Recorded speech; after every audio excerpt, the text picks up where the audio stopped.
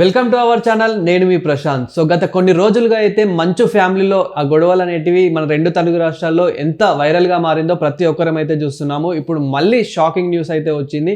మంచు మనోజ్ జనసేనలో చేరుతున్నారని చెప్పేసి ఇప్పుడు మంచు ఫ్యామిలీలో అయితే ఇది ఒక షాకింగ్గా మారింది. సో దీని మీద మరి మంచు మోహన్ బాబు గారు కానివ్వండి, మంచు విష్ణు గారు, మరి వీళ్ళందరూ ఎలా స్పందిస్తున్నారు, దీని గురించి అయితే మనతో పాటు మాట్లాడేందుకు ప్రస్తుతం మనతో పాటు సీనియర్ జర్నలిస్ట్, సినీ క్రిటిక్ సో యజ్ఞమూర్తి గారు మనతో పాటు ఉన్నారు. నమస్తే అండి. నమస్తే ప్రశాంత్.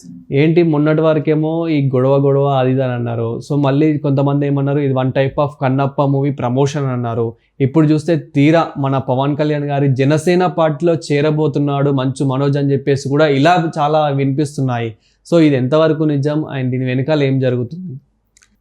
యాక్చువల్గా ఇప్పుడు మంచు మనోజ్ తన భార్య మౌనికని తీసుకొని మౌనిక సొంతూరైనటువంటి ఆళ్లగడ్డకు ఒక భారీ ర్యాలీతోటి వెళుతూ ఉన్నాడు. అక్కడ వాళ్ళ ఘాట్ ఏదైతే ఉందో భూమవాళ్ళ ఘాట్, తల్లిదండ్రుల్ని సమాధి చేసిన ప్రాంతం, దాన్ని వాళ్ళు సందర్శించుకొని ఆ సందర్భంగా వాళ్ళు ఈయనకి జనసేన పార్టీలోకి చేరతామని చెప్పేసి ప్రకటించబోతున్నారని మనకి అందుతున్నటువంటి సమాచారం. సో ఈ పాటికి అంటే మనం ఇది పబ్లిష్ అయ్యే టైంకి ఆ వార్త కూడా వచ్చేసినా రావచ్చు.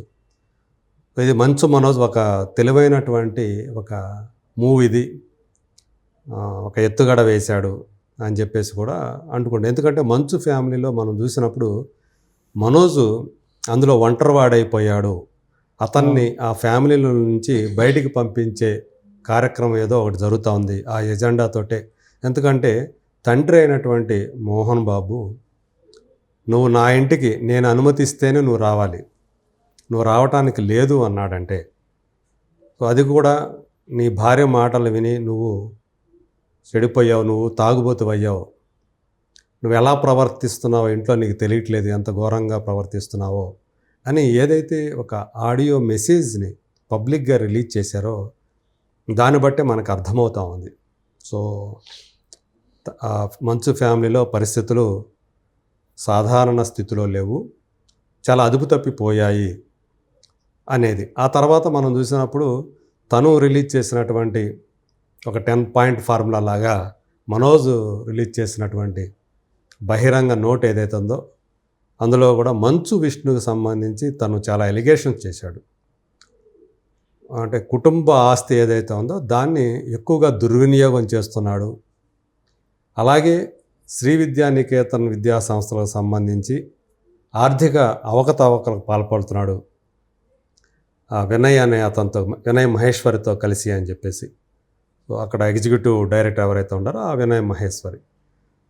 సో ఇలాంటి ఎలిగేషన్స్ ఎన్నో అతను చేశాడు అందులో. చేసి మళ్ళీ నాకు కుటుంబం అంటే చాలా, నేను ఇంటికి వెళ్ళింది అమ్మ రమ్మంటే వెళ్ళాము మేము, తను తర్వాత మీడియాతో మాట్లాడినప్పుడు కూడా చెప్పిన మాటలు, దుబాయ్లో ఉంటున్నాడు అన్నయ్య, అందుకని కొంచెం ఇంట్లో ఎవరో లేక ఇబ్బందిగా ఉంటుందని అమ్మ పిలిస్తేనే మేము వెళ్ళాం 4 నెలల క్రితం. ఇప్పుడు 7 నెలల మా పాపను అక్కడ పెట్టుకొని మమ్మల్ని బయటికి వెళ్ళిపోమంటున్నారు అని అతను చాలా ఎమోషనల్గా కూడా మాట్లాడాడు. సో ఏదేమైనప్పటికీ కూడా అంటే ఇప్పుడు కుటుంబానికి సంబంధించి పైగా ఏంటంటే నేను ఆస్తులేం అడగట్లేదు అంటున్నాడు. కానీ ఇదంతా గొడవ చూస్తూ ఉంటే మోహన్ బాబు చెప్పినటువంటి విషయాలు కానీ, ఆయన ప్రస్తావించిన విషయాలు కానివ్వండి ఆడియో టేప్లో, ఆ తర్వాత కానీ అతను తన సోషల్ మీడియా దాంట్లో చేసినటువంటి వ్యాఖ్యలు కానివ్వండి, ఇవన్నీ కూడా చూసినప్పుడు ఖచ్చితంగా మనోజ్ అనే అతను బయటికి పంపించడానికి వాళ్ళు గట్టి ప్రయత్నంలో ఉన్నారు. అదేవిధంగా మనోజ్ కూడా మాట్లాడుతూ ఉన్నారు, ఒక వాళ్ళ యూనివర్సిటీలో వచ్చేసి అన్యాయాలు, అక్రమాలు జరుగుతున్నాయి, నేను దాని గురించే పోరాడుతున్నాను, దాని గురించి ఎంత దూరమైనా వెళ్తానని చెప్పేసి తను మాట్లాడుతూ ఉన్నారు. అవును. సో ఇందుగురించి ఇప్పుడు ఏంటంటే ఇప్పుడు మనం లేటెస్ట్గా చూసాం. దాంతోపాటు మనోజ్ ఇంటికి సంబంధించినటువంటి జనరేటర్లో విష్ణు తన బృందంతో కలిసి వచ్చి పంచదార పోసాడు, షుగర్ వేశాడు, దాంతో అది పని చేయకుండా ఆగిపోయింది. దీనికి సంబంధించి సిసి ఫుటేజ్ కూడా తను మనోజ్ రిలీజ్ చేశాడు. సో దీంతో ఖచ్చితంగా ఇది చాలా మామూలుగా లేదు వాళ్ళ మధ్య వివాదం. ఈ మిగతా ఏదైతే మీరు చెప్పారో కన్నప్ప డ్రామాలు ఇవన్నీ ఏం కాదు. ఈ మొత్తానికి ఇంట్లోనే ఇంత సివియర్గా ఇలాంటివి జరుగుతూ ఉంటే గతంలో చాలాసార్లు విభేదాలు ఉన్నాయి, తమ్ముడిని కొట్టడానికి అన్న వెళ్ళాడని చెప్పి అప్పుడు కూడా వచ్చింది కదా విష్ణు. అదంతా కూడా ఏం లేదు, అది అంతా కూడా మేము ప్రాంక్ అన్నట్టుగా వాళ్ళు అప్పుడు చిత్రీకరించారు. సో ఇప్పుడు చూస్తే ఈ ప్రాంక్స్ కాదు ఇవి. ఒక పక్క తండ్రి, ఇంకో పక్క విష్ణు కూడా వాళ్ళ నాన్నని దాంట్లో పెట్టినప్పుడు, అది హాస్పిటల్కి తీసుకెళ్ళినప్పుడు తను ఒక ప్రెస్ మీట్ పెట్టాడు. ఆ ప్రెస్ మీట్లో కూడా ఆయన మనోజ్ గురించి అలాగే అంటే తనకు సంబంధించినటువంటి విషయాలను కొన్ని అందులో చెప్పుకుంటూ వచ్చాడు. సో ఇదంతా కూడా మేమంతా ఇది కుటుంబంలో వ్యవహారం, దీన్ని మేము సార్ట్అవుట్ చేసుకుంటామని చెప్పాడు. కానీ అది కాలేదు అనేది మనకి అర్థమవుతున్నటువంటి విషయం. సో రేపొద్దున మనం చూస్తే కనుక ఖచ్చితంగా ఇది అంటే మొత్తానికి ఆస్తుల్లో కానివ్వండి, ఇంకో పదంగా కానీ మొత్తానికి కుటుంబంలో నుంచి కానివ్వండి, ఈయన్ని ఏకాకిని చేస్తున్నారు అనే భావన అయితే బయటకు వచ్చేసింది. ఇక్కడ కూడా సమాజం స్ప్లిట్ అయ్యి కనిపిస్తూ ఉంది. మోహన్ బాబు చేసేది కరెక్ట్ కాదని చెప్పేసి కొంతమంది, అలాగే మనోజ్ చేసేది సొంత ఇంట్లో ఇలా చేయటం అనేది కరెక్ట్ కాదని చెప్పేసి కొంతమంది. అయితే విష్ణు చేసిన పని తర్వాత, ఇలా చేసిన తర్వాత మనోజ్ వైపు కొంత సానుభూతి అనేది పెరుగుతూ ఉండటం మనకు కనిపిస్తూ ఉంది.